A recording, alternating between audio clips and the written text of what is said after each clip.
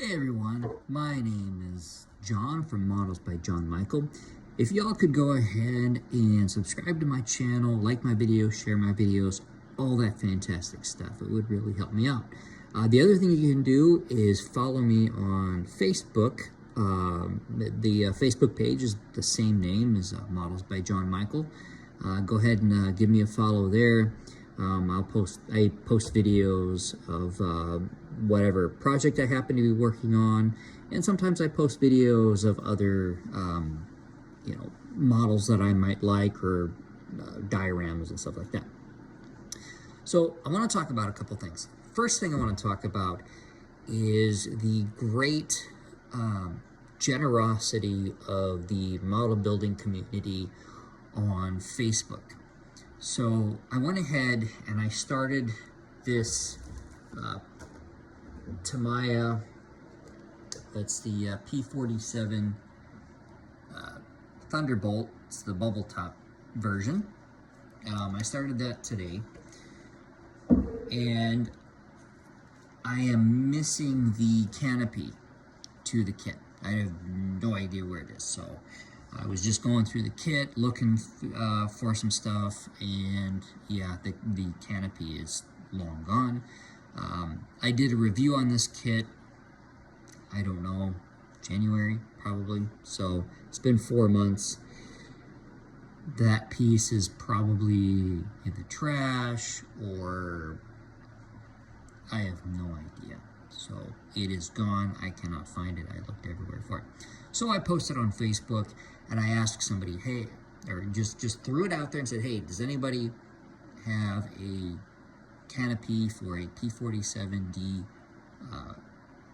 bubble top from Tamiya? It's a 1/48 scale kit.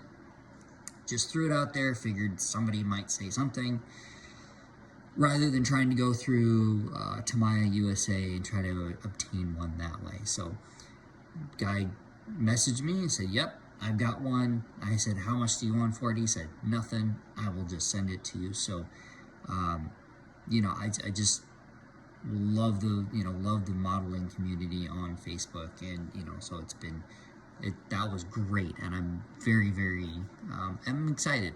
So and I hope one day I get the opportunity to pay it forward to somebody else. So the other thing I want to do is go over the current status of the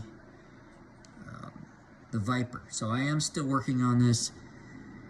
The decals on this kit are a pain in the butt.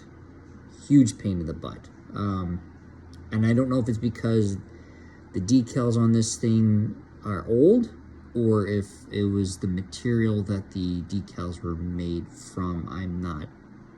I'm not certain.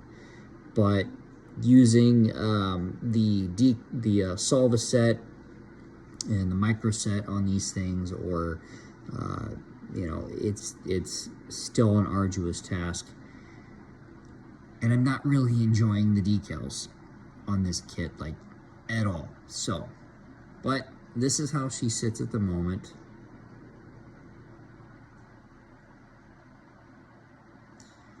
I'll show you a view of the other side real quick. And there's the other side. If you can see down on that one red stripe, because these, see that right down in there, hopefully the light will get it, that decal's all busted up. The decals are brittle, and they don't set well on the model. So, and I know some people have painted the stripes on this thing. I opted to go for the decals, and I'm wishing that I had just went ahead and painted them on, but I didn't do that for whatever reason. Well, really honestly, because I thought that just putting on the decals would be easier. At this point in the game, I'm thinking that doing the painting of the stripes would have been easier, but I'm this far along into the stripes, so I'm gonna go ahead and do it. But what I will end up doing is doing some weathering on the model more than I originally wanted to do because I didn't really want to weather this thing too much. I wanted it to look, you know, not too far off from what it looks like now. Fair, you know, maybe a little bit of minor weathering.